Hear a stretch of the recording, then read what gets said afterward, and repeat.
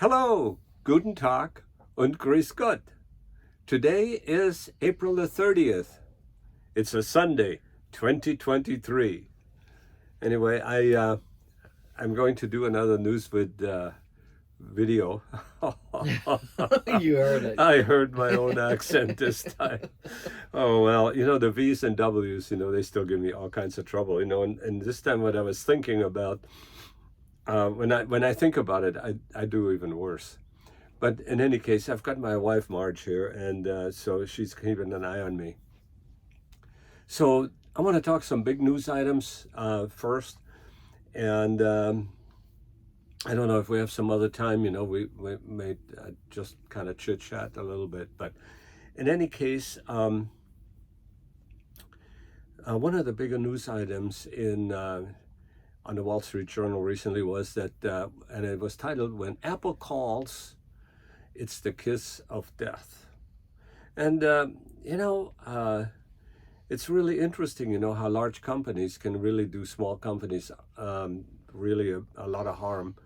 And so maybe there's more regulation to be had in that.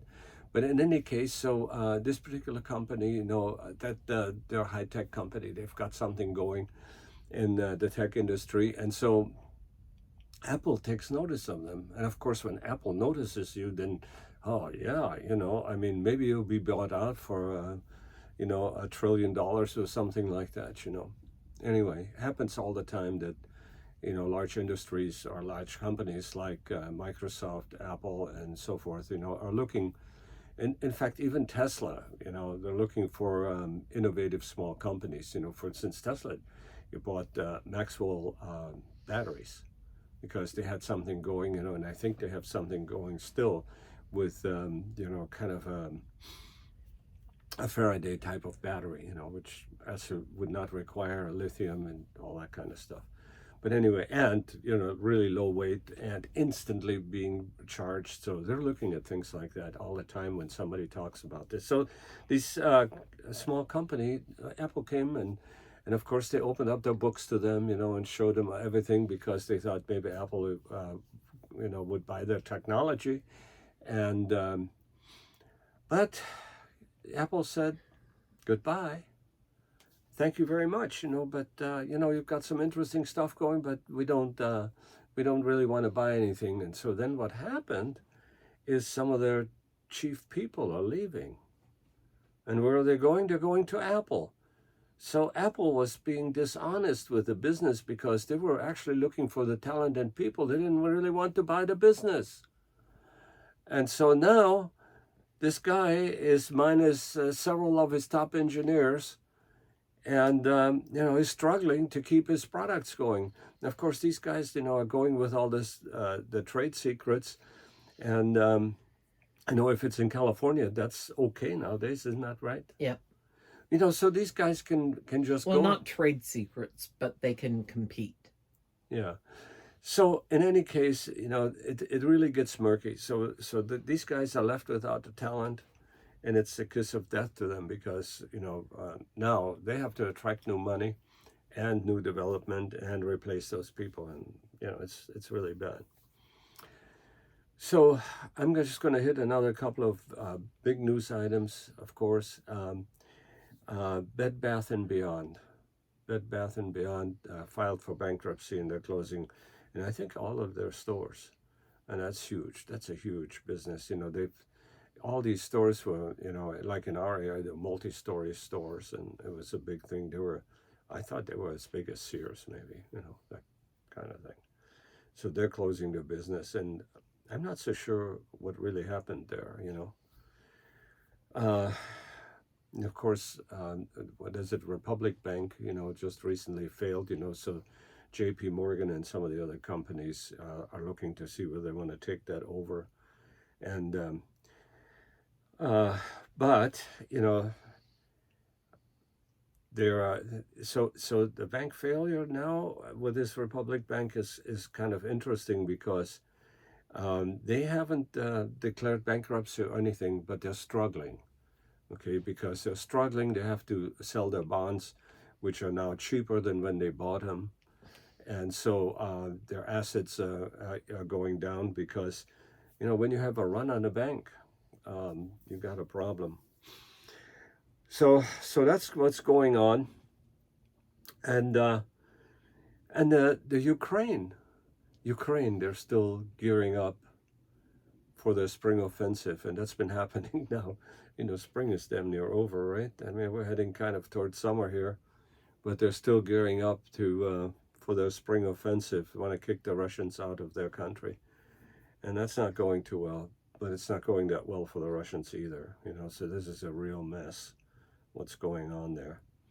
So evidently, they're getting some of the Tiger tanks, the German Tiger tanks from Poland, and more weaponry is being shipped there. And it really does look like the Ukrainians are, and this is all over. They're not going to be too happy about having fought this proxy war, losing maybe hundreds of thousands of their people, and you know. And we're not losing anybody except our money, because we have to pour money into that in order to keep the Russians from expanding their influence. And this is when you look at geopolitics right now, it's kind of an interesting thing that's going on. This Xi from China is actually talking to Zelensky as well of the Ukraine. And so he is, it's possible that he'll be the peacemaker. And, so that because the Russians are not going to talk to the West, they just said, no, that's just a non-starter because the West is the enemy. But in the meantime, Putin is really bringing back their the Stalinist regime, basically, because anybody that says anything against the war, is going to, suddenly disappear. And so anything that is looked against the government, of course, now is treason, which in the strictest definition it is anyway, if you speak against the government, and especially at a time of war, But anyway, they just stiffened the penalties, it's life imprisonment, for treason. If you get convicted of treason, you're pretty much gone, Anyway, another big item was that Harry Belafonte died, okay? Harry Belafonte, I think he got to be 96, if I'm not mistaken.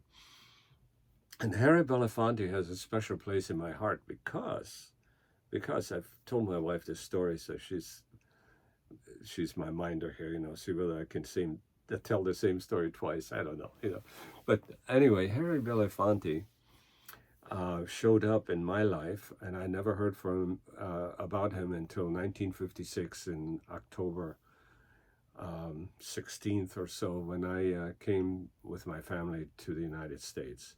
And our first night in Illinois was actually spent in Pekin with the Lutz family. And they kept us overnight before, we took the drive and trek to Green Valley, our final place, to, our final stop of the journey, basically, because we didn't stay there too long either. In any case, the Lutzes had a guy that was approximately my age. I think he was a year older than I, by the name of Gene. And he tried to communicate with me, tried to make me feel at home. I couldn't speak English. He couldn't speak German. And it was really interesting. So he took me up to his bedroom and showed me his record collection. Okay, so of course I knew about records, And so what he put on as something to play was, Harry Belafonte's Deo, Deo. Daylight should come and me want to go home. And you know what? I remember that. Forgive my parroting of Belafonte, but anyway, the Banana Boat song. So whenever I hear of Belafonte, I think about my earliest encounter with Belafonte. And you don't think about my encounter with him? You know what? No, actually. So why don't you tell us about it? Several years ago, the Black Stuntmen's Association received an image award from the NAACP. Now I remember. And oh, that's what you forgot it. I forgot it. I Oh, totally I'm forgot it. sorry. Um, at any rate, um, of course, the BSA drags me along to everything that they do. They're so great to me that they put me on stage at the award, and Harry Belafonte and Sidney Portier. Sidney Poitier gave us the award. And both of them stayed back after the award was given and shook all of our hands and said how nice it was to meet us and congratulations on the award. And now the award's sitting on our piano downstairs. Yep. Well, that was a hell of an encounter, but that only happened what, like a few years ago, right? About 10 years ago. Holy crap, 10 years ago. What? Yeah, it's been that long. All right. Yeah. Well. Okay. No wonder I've forgotten about it. I can only remember things that happened 50 or 70 years ago. So anyway, that's great. So we both had an encounter with Harry Belafonte. I do remember watching Marge on TV, national TV at the time, and I was talking to one of my friends from Green Valley, and was telling her what Marge had done in the past in terms of civil rights for black stuntmen and minority groups, I guess, altogether. And I think we've talked about it in a video. But in any case, what's interesting about this, what I remember now, is that Jan Thomas, she says, "Oh, yeah, I remember that white girl on TV." So all these black people, and there was this white girl, my wife Marge. Anyway, yeah, I'm kind of disappointed, about Zelensky, with his counteroffensive, but I'm sure he's doing all he can. This is what he can do. I tell you, though, that they're a remarkable fighting force regardless, because they've been holding the mighty Russians back, at Bakhmut, for several months now, like 10 weeks or something like this. Everybody's losing lives, which kind of brings me to the Wagner group of the Ukrainians. And I want to talk about a story that I just recently read. And I want to hold up the Wall Street Journal because the story is about this guy here. Okay, so this guy here, his name is Knudsen, I think, and but it's a Z and an H, and I'm not sure how that's pronounced. Could be Nushen, make that as you will. But regardless, there's this guy. That was in prison, in a Russian prison, and how he got there is a story by itself. But he was convicted of murder. Okay, he killed somebody. Now exactly what the story was in that, but in any case, he killed somebody, and he was I don't know, he got a heavy life sentence or something like that. So anyway. The head of the Wagner group comes to these prisoners, comes to the prison and recruits prisoners. And they're really a great deal for them that he offers them. And the deal is, of course, you come and fight with us. We'll give you food, we'll give you uniforms, and all the equipment to fight with. Fight with us in the Ukrainian war and last for 6 months. 6 months is your obligation. And when you come back, when you're done with the 6 months, you're free. Okay, so your sentence is commuted, and you're done. Now, he's quite open. The head of the Wagner Group, is quite open about the fact that, your chances of coming back are not very good. Okay, but if you do come back, you come back as a free man. So this guy joins. He says, "Yeah, that sounds good to me." So he joins, and he, gets incorporated into the Wagner group and fighting in Bakhmut or some city, there. And so it turns out that he was assigned to retrieve some Russian bodies and stuff, from earlier fighting. And he sees these Ukrainians over there.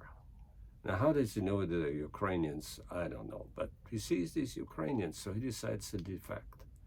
So he goes to the Ukrainians, to Ukrainian sides, and says, I'm a defector.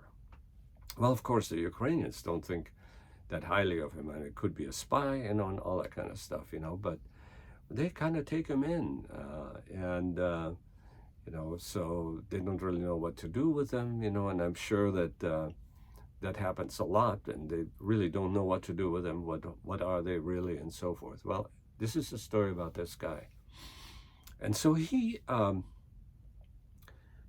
gained some notoriety because they actually put him on the internet, produce a YouTube video, about his adventures, who he is and so forth, and that he's defected to the Ukrainians, okay? But the Ukrainians really don't trust him very much. Now, to talk about this particular guy, this Knutson, he in prison, he married, and he's got a family in Russia, okay?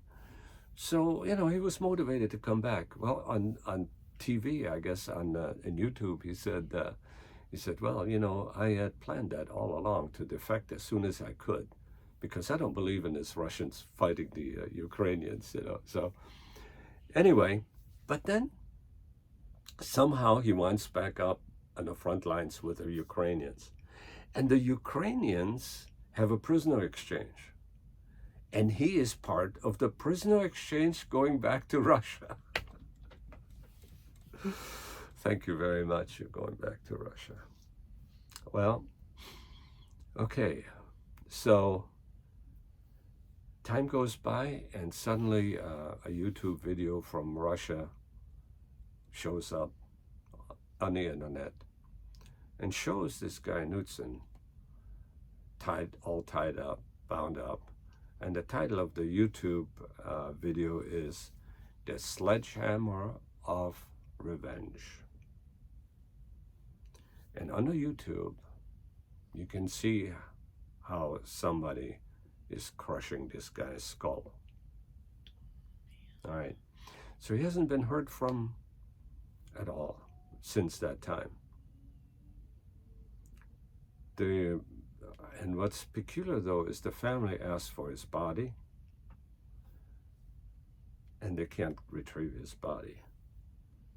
So the internet thinks that maybe this was a staged execution.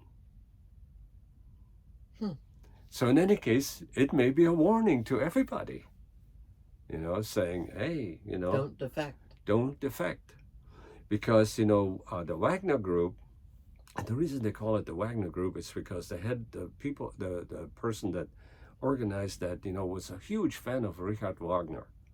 Okay, he loves the Wagner music, the Valkyrie and all that kind of stuff, Tannhäuser, and so you gotta, so that's why they're called the Wagner Group, because this is how they get their name. When you fight for the Wagner Group, you're not to retreat, because they tell them right there in prison when they recruit them, if you retreat, you will be shot. Okay? But even at that, they've got a few thousand of these prisoners out there, and they can't make any headway against the Ukrainians, which is odd, if they gain some territory, it's very, very little, So anyway, the war is really heading for some sort of a stalemate, but you're going to hear, big things, like an oil depot being exploded in the Crimea, and a drone got through to Kiev, and a government building got hit. And so these things are going to happen. And hopefully we don't wind up in World War III. But, if you think about this, what the outcome of that can be, that particular event out there, which is so tragic, is, the Russians can't lose and the Ukrainians can't lose, because The Ukrainians have us with nukes, and the Russians have got their own nukes. So, it's going to be anybody's guess how that goes. On a more positive note, pretty soon we're going to see ChatGPT doctors. Yes. We're going to see ChatGPT doctors, and so they're working on this right now. So you can.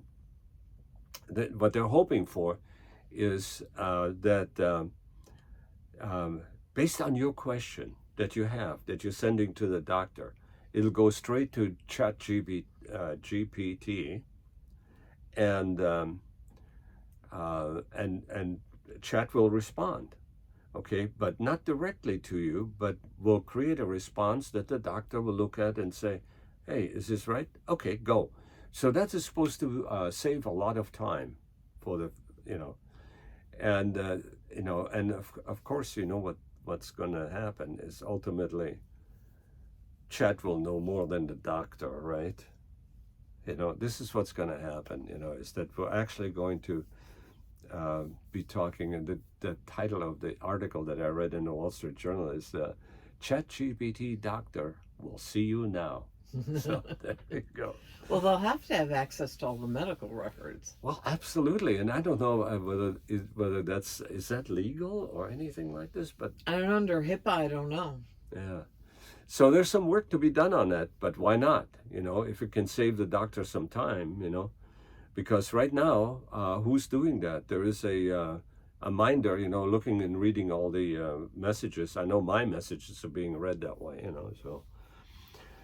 so that's it. On a more even lighter note, or maybe not so much lighter, the French in Belgium have intercepted a shipment of Miller High Life beer, and they won't release it. Oh, the champagne of beers. They confiscated that because on it says the champagne of beers. I just finally tumbled to what it was since when you explained it to me earlier, I didn't understand. So this was they're enforcing their right, and they're saying, champagne can only come from the Champagne region. Right. There you go. So sorry I stole your thunder there. It's just it hit me. It's good. It's good. I'm glad that you're interacting with me, But another thing is the chartreuse. Chartreuse. Yeah, chartreuse, we've talked about last time, that the monks are not producing it as fast, and now people are panicked. And, well, anyway, we found out they can't get it anywhere, can we? Yeah. Because every time we go someplace, even in Seattle, we'd ask, chartreuse? Well, let me check. Nope, don't have any. Anyway, so now I'm really on a hunt for a bottle of chartreuse. So anybody listening to this video, if you're getting some chartreuse, hey, I could be interested. So anyway, it was some week, Perhaps one more thing is worth mentioning is that Kevin McCarthy actually got the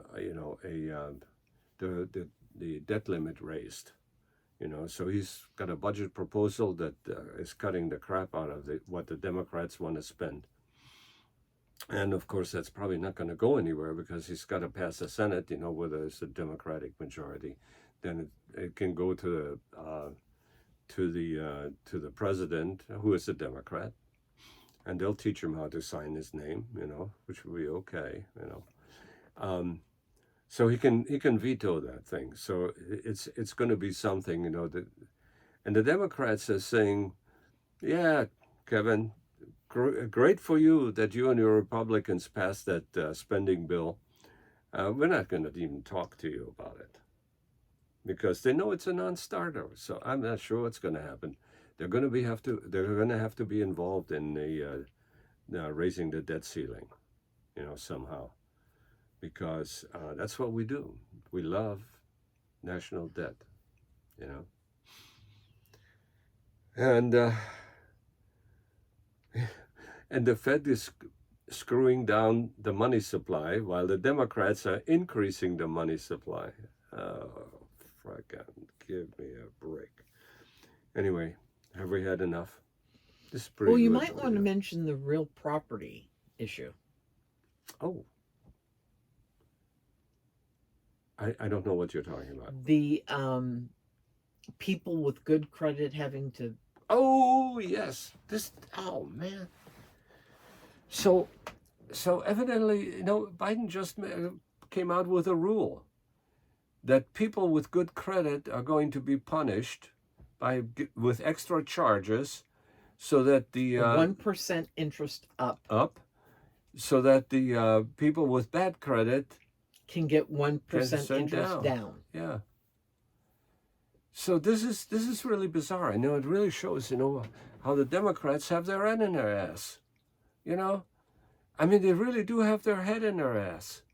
Jesus Christ, I was just talking to Marge a little while ago, when I was a young guy, I thought that Democrats and Republicans, well, they're pretty much the same, I mean, why do we even argue about it if we are? Because it was only the old people that argue about it.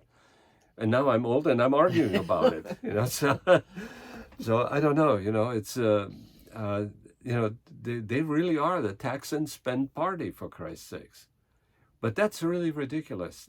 I can't believe that that'll actually hold up in court if somebody, because, talk about divisiveness and talk about discrimination. This is ridiculous. And of course, what they're saying is, well, it helps the less fortunate, and the less fortunate became less fortunate because they're fucked up with their spending. Right. Anyway. So I guess I did end on a really. Do you have anything else? Wow. No, I'm sorry. No, but that was good, though. I'm really glad that you did this. So it made the video kind of long, but anyway, notice that. I like your T-shirt. She loves that T-shirt. You know what it says, right? Yeah, trophy husband. Anyway, I have to bid you farewell. Auf Wiedersehen, and so long. And we must infect the universe with us.